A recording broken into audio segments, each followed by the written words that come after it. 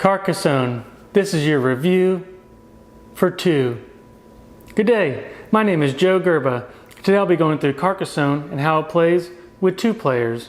Now Carcassonne is a 2 to 5 player game where all the players will be constructing this town, this city, with various walls, roads, farms, and monasteries, all to gain points on the point track.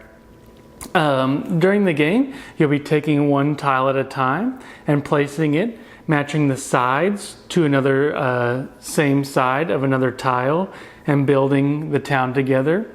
Putting these meeples down in certain spots to score points. You can put them down in a farm. You can put them down in a city, on a road, or on a monastery tile to gain some points. And here's how the points are scored. For each completed city, you'll score 2 points per tile once you actually complete the city. You complete the city by once you turn over a tile, the city is fully walled in. Same will go through roads. You can put a meeple on a road, and then once the roads are connected by the towns, you'll score 1 point for every tile that there is a road. And for the monastery, once the monastery is fully surrounded, once it's fully populated, you'll score the 9 points. And for the farm, you lay down your farmer and you do lose this for the entire game until the very end, until scoring happens. Now on your turn, you'll be getting 1 tile, placing it down, and then deciding whether you want to put your meeple on that tile. And if there is a completed city, road, or monastery, you'll score that on the score and take it back and put it in your pile. And the one at the very end, once all the tiles are complete, once there's no more tiles out there, the game is over and points will get scored even for incomplete cities, roads, and monasteries, and whoever has the most points wins the game. Now the rules in Carcassonne are pretty simple. It's about a 5-page rule book. It actually goes through a very simple way to set up. Now I just have the base game, which does include the Abbot and River expansions. In this game in front of me, I did not use the river. And these are mini expansions. I know there's a lot of expansions that come along with Carcassonne that can make this game much broader, but I think every version that should be out now just about comes with the Abbot and the river. You start off with everything but the little farmer. So really all you have is the cities to start off with, the roads, or the monasteries. There's no extra thing other than that. It's pretty simple. Even the rules say it's 3 steps. You draw a tile, then you place it as 1 step. Then you may put a meeple on one of the open locations on just the tile you placed, and then you score. Now the setup does take a little bit. On a 3x3 card table, you may be a little pressed on space, but you should be able to do it as long as your city doesn't sprawl too big and you have a couple urban cities that are walled in pretty centrally. If you can really manifest the city in a compact way.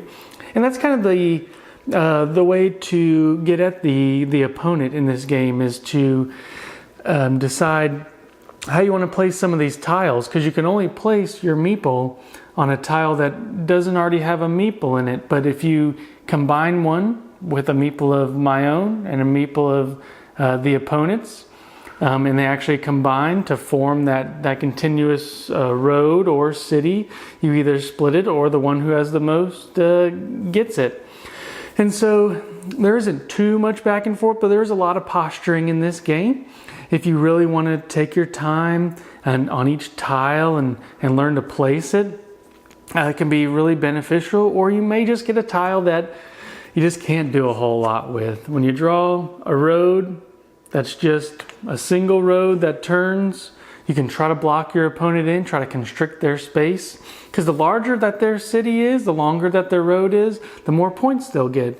And the cities are really where you get a majority of these points. Some of the monasteries are too. So you have to watch what your opponent's doing. You got to make sure that that you're doing your part. You're putting your meeples in the right spot, and you're putting that tile that you lay down. You may run out of meeples. If they're on a lot of uncompleted cities, uncompleted roads, uncompleted monasteries, they stay out on the board. And so you don't actually get them back until that terrain feature has been fully scored.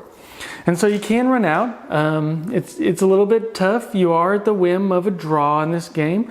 I'd say there's a little bit of luck and strategy, a little bit more luck on, I need this tile to complete the city before my opponent can block me here and there. But for the most part, it's pretty luck based. And, my opponent last game got a huge city and just kind of blew it out of the water. So I think in a two-person game, there definitely can be a runaway leader if you're not too careful. The game as a whole is not too complicated. It's, I keep on saying straightforward, but it's pretty easy to learn, pretty easy to teach. To get to the table is fairly straightforward. I do enjoy this game for how simple the rules are and how much you can actually think about where you want to place. But I don't know if the longevity stands up for this game as a two-person game. It's not a game like some of those other ones like Patchwork, Seven Wonders Duel, Love Letter, any of those that I really want to play multiple times in an evening.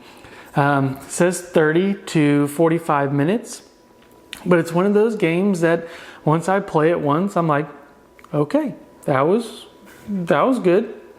It's a fun game, but for me personally, it's just not one I want to play over and over again throughout the night. It doesn't quite grab me as that really either head-to-head or cooperative game. It's a little bit of both. You're building the city together. That's the cooperative part, but head-to-head on as far as scoring. The player interaction is mild, I would say. I wouldn't say it's super clashy, but at the same time, you can place your tiles to block the opponent, make their city a little bit smaller at the maybe expense of your own empire expanding, where you can score your own points by making yours a little bit larger, your cities, your roads, the monasteries. So to me, this game, I've had a hard time thinking about how I want to present this game as a two-player, and for me, I'm just kind of lukewarm to it. And I hate to say that. I do recommend it as a game. Would it scale up? I haven't played it with 4 players. With 3, it was fun, a little bit more reactive, a little bit more interaction between the players. But like I said, I think this game several years ago is still a great gateway game. I put on the Catan levels and the love letters of just great intro to board game, which it makes it a good game. But nowadays there's so many other options for 2-player games. And now this one's simple, easy to get to the table, but I don't know if I recommend it. I don't know if I actually like this game. If somebody suggests Carcassonne, I'll play it. But when I look to the shelf as a 2-player game, I just may be okay and indifferent towards it. So it's a very good game. I fear as the years go on, as the months go on, this game doesn't quite hold up to some of the other games. It can be one of those flash in the pan. It definitely stood the test of time. But there's always something more neat and exciting. And I can't say this game is exciting to get to the table. Castles of Burgundy, which I'll do in a couple of weeks. The game looks a little bland, but it stays exciting as you play this. Draw a tile, put it down, put the meeple down. It's a fun gateway game. It's a fun intro game. But for me, as a 2-player game that I would want to play all the time, I just can't. I don't want to not recommend it because it's a good game, but I also can't give it my full thumbs up approval as a game that I would always want to get to the table. So take that as you will. Like I said, I had a very hard time giving you my final thoughts on this game. I want to give it a thumbs up and I want to give it a thumbs down, so I just have to give it kind of a lukewarm rating. So that was my review on Carcassonne and how it plays with 2. And until next time.